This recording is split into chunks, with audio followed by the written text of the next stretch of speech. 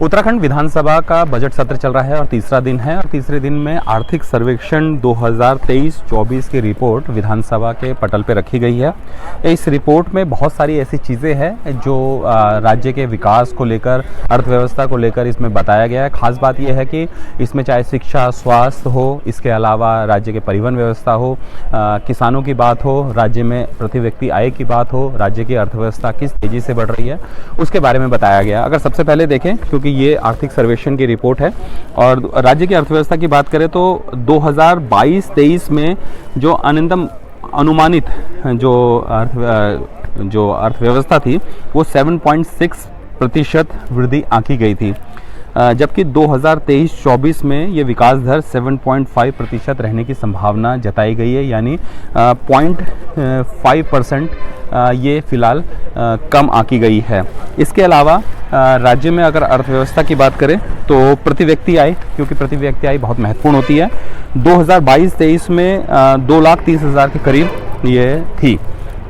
2023-24 में 12.64% की वृद्धि दर्शाते हुए, यानी 2023-24 में लगभग ये 2,60,000 हो गई। तो ये अच्छी बात है कि उत्तराखंड में जो प्रति व्यक्ति आय है वो 12% बढ़ी है।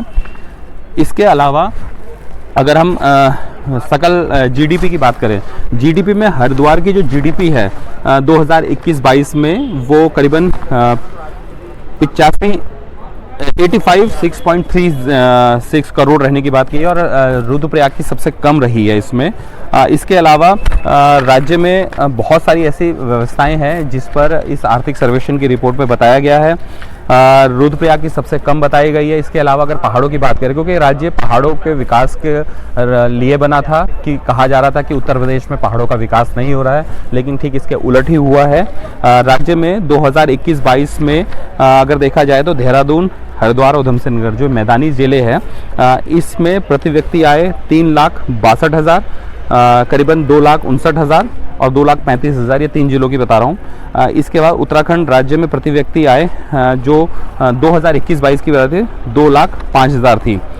पहाड़ी ज़िलों की अगर बात करें तो पहाड़ी ज़िलों में जो प्रति व्यक्ति आय है ये कम हुई है और जिसको लेकर, यानी जिस बात को लेकर लगातार ये माना गया था कि राज्य की अर्थव्यवस्था बढ़ेगी जब उत्तराखंड बनेगा, तो ऐसा नहीं हुआ है। इसकी वजह यह है कि पहाड़ों में जो इंडस्ट्री है वो नहीं गई है, लोगों का पलायन नीचे हुआ है और ज़्यादातर जो लोगों की आर्थिकी है वो पर्यटन पे आधारित है या फिर तीर्थाटन पे आधारित है, लेकिन ऐसा वो भी ज़्यादा अच्छा नहीं गुजरा है। पिछले 7 सालों में पर्यटन के क्षेत्र में ज़्यादा कुछ अच्छा नहीं हो। जो पुराने पर्यटन शहर है, हमारे पर्यटक स्थल है, वही उस पर हम एग्जिट कर रहे हैं, उसी पे काम कर रहे हैं, नए पे काम नहीं हुआ है। इसके अलावा तीर्थाटन है, तीर्थाटन ऑलरेडी हमारे पास पहले से 4 धाम है, इसके अलावा हेमकुंड साहिब है और बहुत सारे ऐसे पुराने मंदिर है, पौराणिक मंदिर है, उसी पर चल रही है। यानी राज्य के ऊपर इंडस्ट्री नहीं है, चाहे वो छोटी इंडस्ट्री हो या बड़ी इंडस्ट्री, नहीं गई है। वजह इसकी शायद कोई भी सरकार रही हो, सिर्फ सिंगल एक सरकार की बात नहीं है, कोई भी सरकार है उसकी आर्थिक नीतियाँ शायद उस तरीके से नहीं रही है। यही वजह है कि ये सरकारें काम नहीं कर पाई है और पहाड़ों से पलायन और तेजी से हुआ है। इसके अलावा अगर हम और बात करें राज्य में राजस्व की बात करें, 2023-24 में राजस्व जरूर बढ़ा है। 9.63 दर की वजह से जो राजस्व था हमारे पास वो तेजी से बढ़ा है।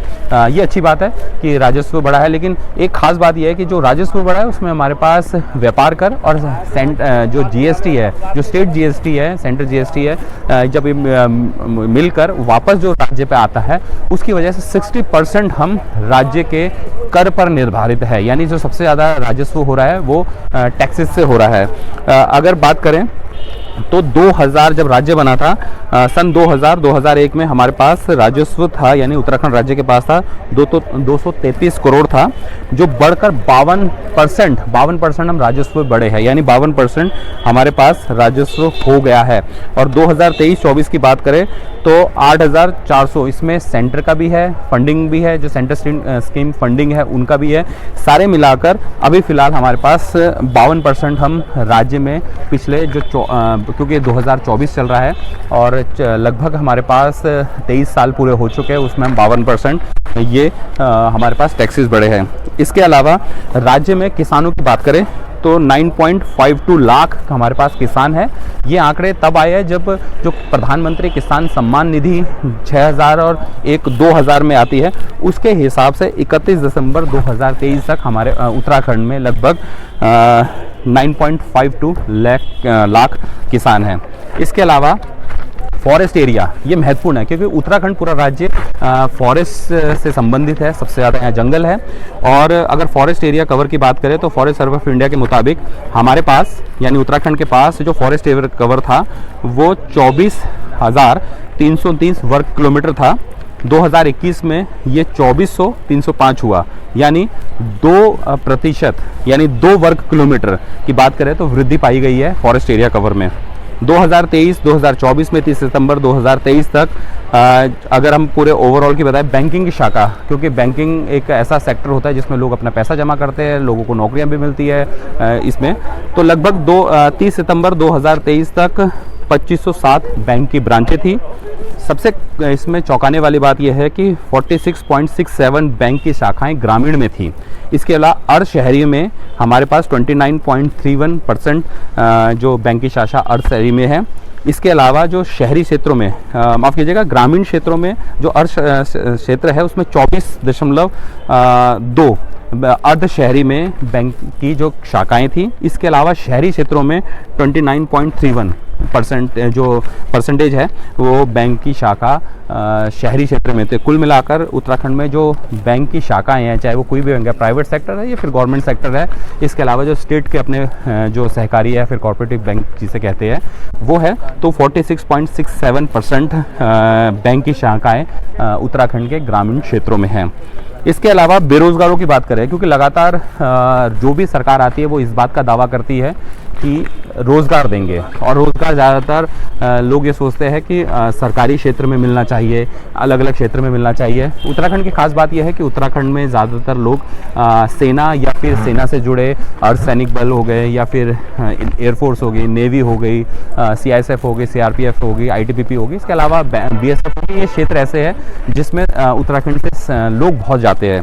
तो लगभग राज्य में 8,90,000 के करीब बेरोजगार रजिस्टर्ड है, ये सरकार के आंकड़े हैं। इसके अलावा 2023-24 की बात करें, दिसंबर 2023 तक 131 रोजगार मेले लगे, जिसमेमें 12,391 प्रतिभागियों ने भाग लिया। चौंकाने वाली बात यह है कि 2,161 ही लोगों को नौकरियां मिली है, ट्रेनिंग, और उसके बाद उसका चयन हुआ है। यानी जो आंकड़ा है ये पूरा नहीं हो पाया है। 8,90,000 रजिस्टर्ड में से इतने बेरोजगार हैं। इसके अलावा सबसे महत्वपूर्ण जो सरकारी स्कूल हैं, अक्सर ये कहा जाता है कि सरकारी स्कूलों में टीचर नहीं है, बच्चे नहीं हैं और लोग प्राइवेट की तरफ जाते हैं, तो इसमें थोड़े चौंकाने वाले हैं। प्रदेश में गवर्नमेंट स्कूल की बात करें तो 13,000 के करीब गवर्नमेंट स्कूल है, 47 लाख इसमें स्टूडेंट पढ़ते हैं और टीचर करीबन 3 लाख के करीब टीचर है। वहीं प्राइवेट की अगर बात करें तो प्राइवेट स्कूल भी 3,971 है, स्टूडेंट उसमें 43 लाख है और टीचर है करीबन 2 लाख के करीब, 2,90,000 के 98,000 के करीब है। यानी बिल्कुल बराबर। सरकार के पास इतना बड़ा सिस्टम है, सरकार के पास इतनी सारी चीज़ें हैं, लेकिन फिर भी प्राइवेट स्कूल के भी जो बच्चे हैं, प्राइवेट स्कूल में भी जो स्ट्रेंथ है उनकी लगभग राज्य के बराबर है। इसके अलावा 2015-16 और 2019 से 21 के अंतराल जो अल्मोड़ा ज़िले में गरीबी रेखा की अगर बात हो रही है, तो इसमें आर्थिक सर्वेक्षण की रिपोर्ट में गरीबी रेखा से लोग कितने बाहर निकले हैं, गरीबी रेखा से लोग कितने बाहर आए हैं, इसमें अल्मोड़ा राज्य पहला ऐसा राज्य है, माफ़ कीजिएगा जिला है, जिसमें 16.18% गरीबी रेखा से लोग बाहर निकले। नंबर 1 में है उत्तरकाशी में 14.75। इसके अलावा चंपावत जिला सबसे तीसरा जिला है, जिसमें 12.82 गरीबी लोग रेखा से लोग बाहर निकले हैं। इसके अलावा CM हेल्पलाइन, क्योंकि अक्सर लोगों की शिकायतें DM लेवल या फिर तहसील पे नहीं हो पाती है, वो अक्सर बिजली, पानी या फिर अन्य राशन कार्ड की जो व्यवस्था होती है वो नहीं हो पाती है, उनकी शिकायतें, उनके काम नहीं हो पाते हैं। तो राज्य में CM हेल्पलाइन है 1905, उसमें 67 डिपार्टमेंट है, 215 सब डिपार्टमेंट है और उसमें 4800 अधिकारी रजिस्टर्ड है। पूरे 4800 अधिकारी इसमें काम कर रहे हैं। सीएम हेल्पलाइन में 1905 में करीबन 4,52,000 के करीब शिकायतें आई है, जिसमें 3,03,173 शिकायतें का काम निस्तारण हुआ है, यानी लोगों की जो शिकायतें थी वो पूरी हुई है।